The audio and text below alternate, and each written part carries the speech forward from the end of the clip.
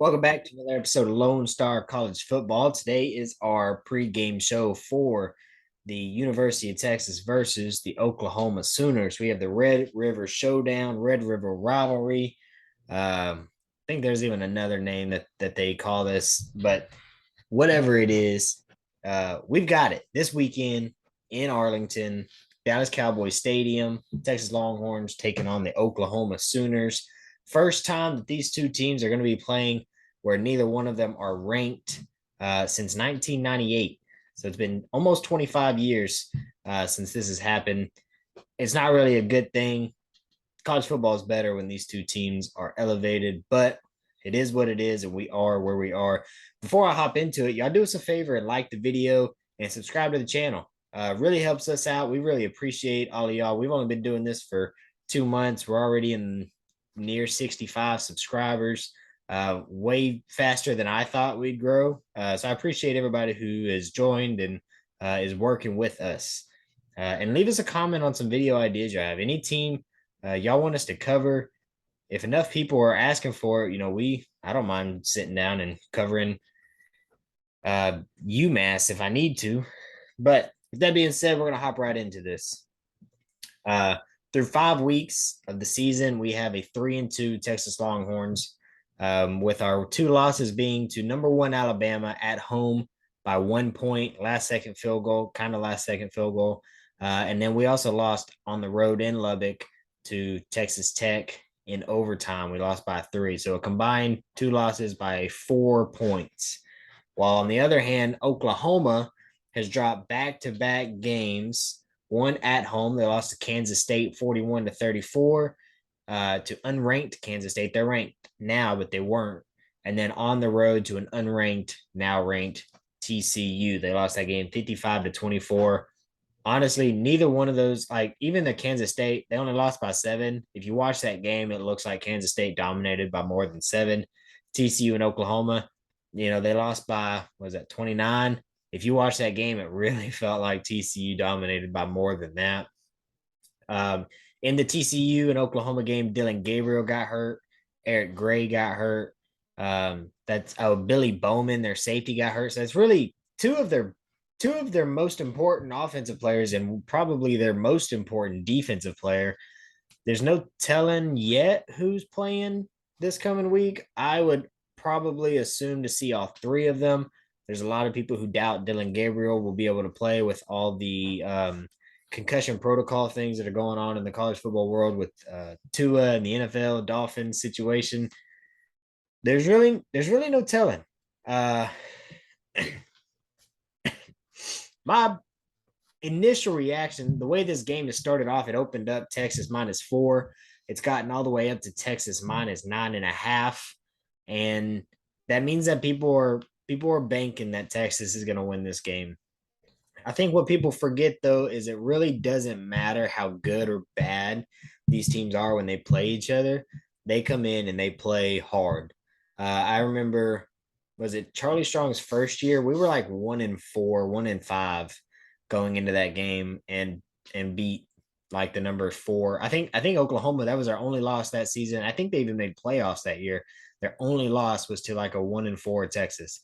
It really doesn't matter the record or the ranking. These two teams for the Red River rivalry both show up, both play their A game, and it's gonna be a fun game. So at 4, I'm more confident than I am 9.5 for sure. But that being said, it's kind of hard to do a breakdown of their offense because I can tell you Dylan Gabriel and Eric Graves, which I will.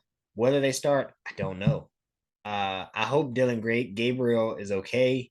I hope Eric Gray and Billy Bowman are okay. It's kind of one of those things when you play a team. I want Texas to go out there and curb stomp the Sooners, but I also want to see us do it to their best. Like I want to see Dylan Gabriel, Eric Gray, and Bowman out there. I want our best against their best, and I want to come out victorious. It's kind of one of those things where if they don't play and we win, I mean, it's cool we got the win, but what does that really say about our team? If you beat an injury plagued team. So I'm gonna give you the starter stats.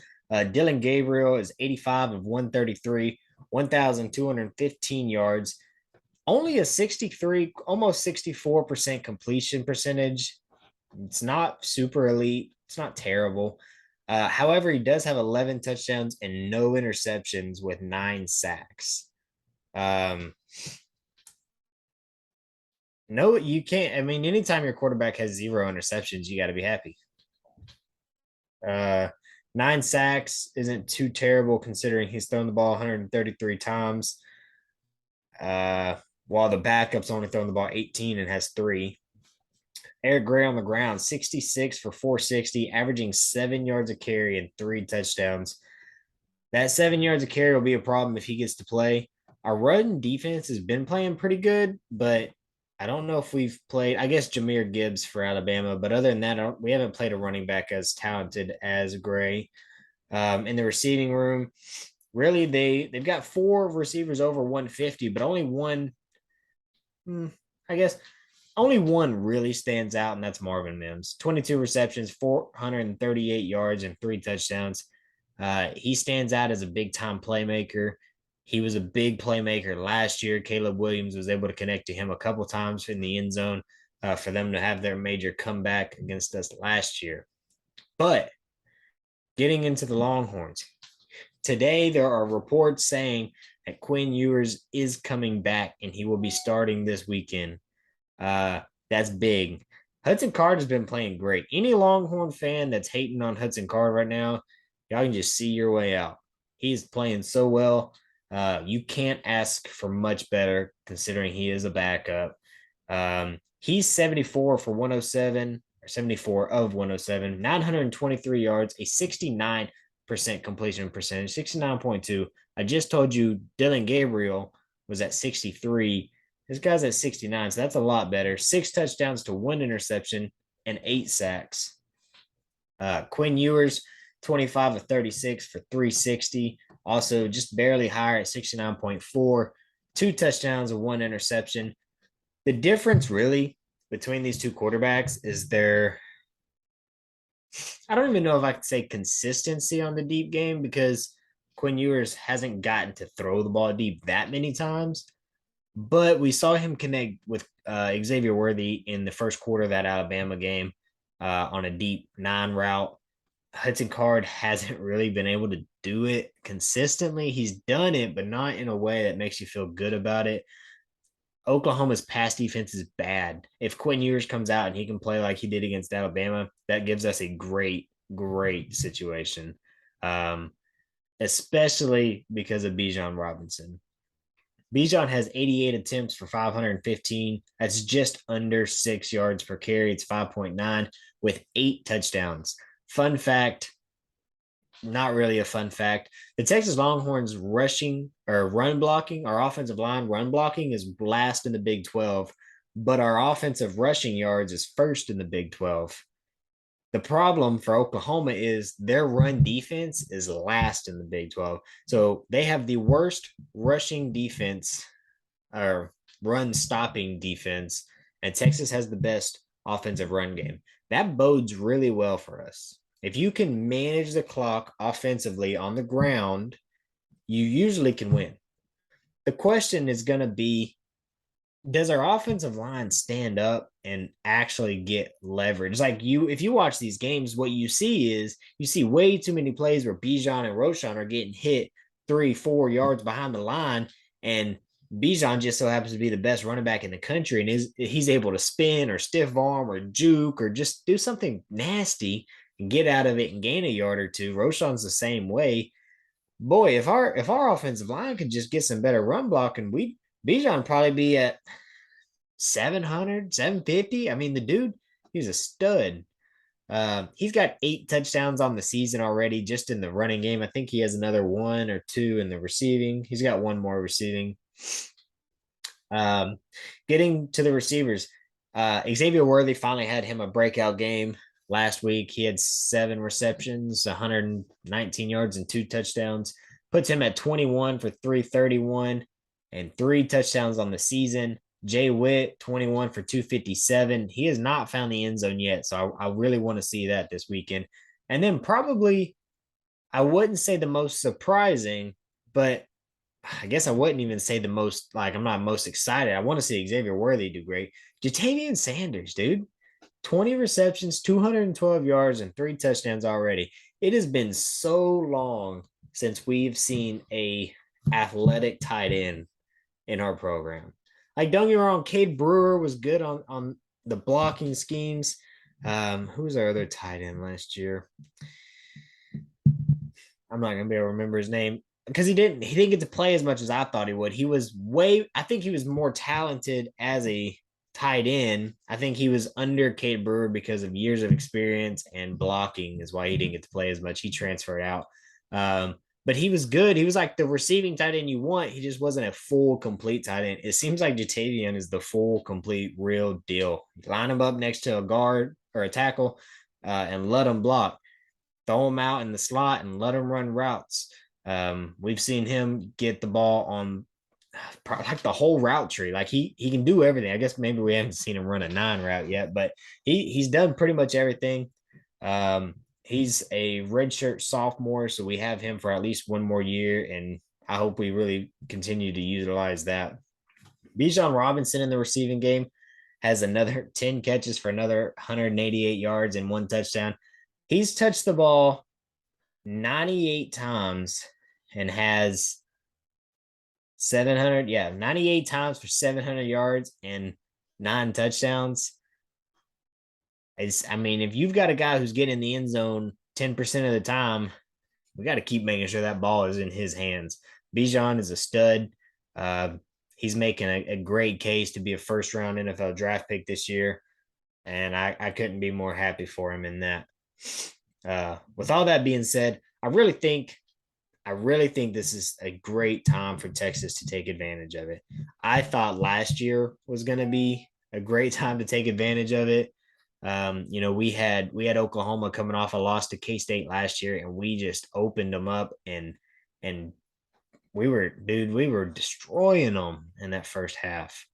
Um, they subbed out Spencer Rattler and subbed in Caleb Williams, and it all broke loose from there. I don't know as if I've seen a team fall apart quite like that. And it seemed like the rest of the season just kept falling. Also, this year we've lost a second half lead to Texas Tech and bounced back with a win at West Virginia. We lost to West Virginia last year.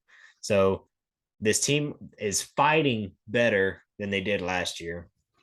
And we've got Oklahoma coming off 2 losses. So I really like the Longhorns in this one.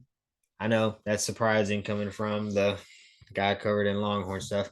Uh, but all things point to Texas should be able to win this game convincingly easy. Will it turn out that way? Probably not. Because like I said at the beginning, this is the Red River rivalry. The records don't matter, the rankings don't matter, the predictions don't matter. Um, we'll see how it goes. I do have a bold prediction. Two bold, actually, I guess two in a score prediction. On offense, Bijan, 175 plus yards and 3 touchdowns. That's rushing. I'm gonna say rushing and receiving. 175 and 3 touchdowns. On defense, Texas is number 2 in total QB pressures. I'm gonna say we get to the quarterback. Let's do 6 times. We're gonna get 6 sacks this week. We only have 11 on the season. So I think we're going to get there 6 times. And for the score prediction, I was kind of thinking about it earlier. I was trying to figure out, I took the over. What did I take the over at? I took the over at 65 and a half. And I was trying to figure out, does that mean I think it's going to be a close game where each team, it's like a 35-32, or do I think it's going to be more one-sided?